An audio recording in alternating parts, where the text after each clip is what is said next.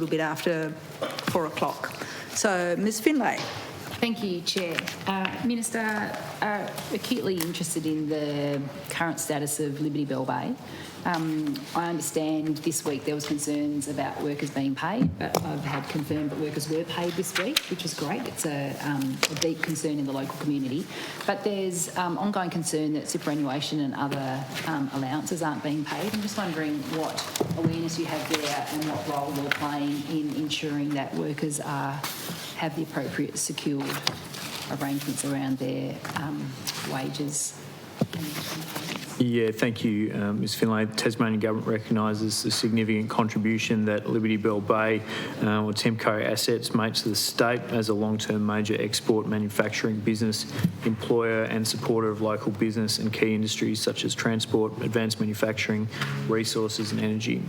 Liberty supports around 250 direct jobs and an estimated 400 additional indirect jobs. It spends approximately $160 million in goods and services annually with 190 Tasmanian supply businesses, which generate an estimated $450 million in economic activity across Tasmania.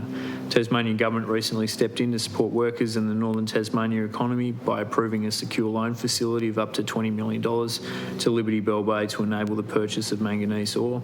Through the Tasmanian Government support, a shipment was secured of ore which has now been delivered to Bell Bay, and Liberty Bell Bay has now experienced changes in its overseas selling market conditions which are being monitored. Production recommencement is now delayed until Liberty Bell Bay gains clarity around its supply position in the US and finalises its ramp-up plans. Tasmanian Government's recent actions around securing ore for Liberty Bell Bay clearly demonstrates our focus will always be on the wellbeing of Tasmanian workers, suppliers, contractors and the regional communities who ultimately rely on the business such as Liberty for their livelihoods. And I'll pass over to Mr Limpkin and the team at State Growth to talk through further. Thank you, Minister, and through you. So my team regularly is in contact with Liberty Bell Bay on-ground management to understand how they continue to support their workers, how they continue to support their community obligations. The Minister said in his opening statement that we have set up the Bell Bay response team, and this is to ensure that we can closely monitor the evolving situation at Liberty Bell Bay and continue to work with the community in relation to this asset.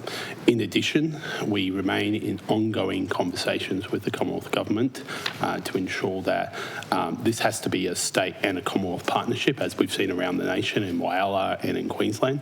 And so we remain in conversations with our federal colleagues. I had a conversation last night with the Secretary of DISA about Liberty Bell Bay and how we continue to work together in partnership to secure the future.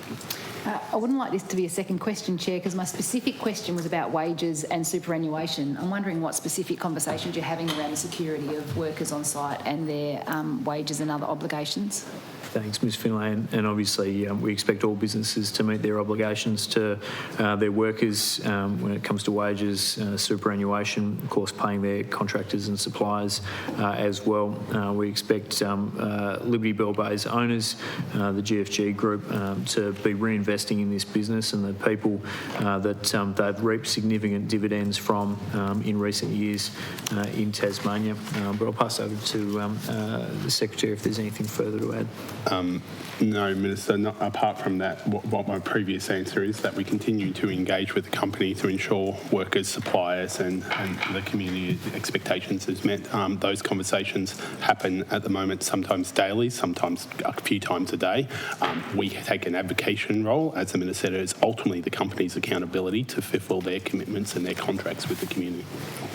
Thank you, Chair. My second question, just coming out of that answer in terms of local businesses, I'm also having daily phone calls around local suppliers and contractors who are owed vast amounts of money in various amounts. I'm wondering what your current role is to help broker support for Tasmanian businesses, some very small, tiny businesses, but some large businesses that are owed tens and hundreds of thousands of dollars. What role are you specifically playing in supporting local businesses in the circumstances Yeah, thanks, Ms Finlay. And obviously it's ultimately a matter that the company needs to meet their obligations to their suppliers, their workers, and be reinvesting in the community where they've reaped significant dividends over the years. So we're continuing to play that advocacy role, and we want to make sure that all suppliers in Tasmania receive what they're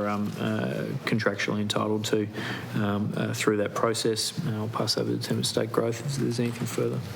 Through you, Minister, it is principally an advocacy role at the moment. We're not a contractual party between the two, but we, like everyone, I'm sure at this table, want to see people paid for the work that they've completed.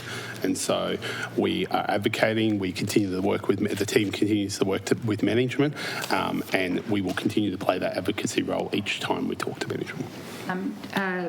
You talked about the work that the government did to secure the initial ore payment, and you talked about having security over that. I'm just wondering what the current status is with that contract and with that loan over that ore, and whether you're aware of anything that is happening positively in the space that could see future ore shipments secured and therefore the site getting up and running.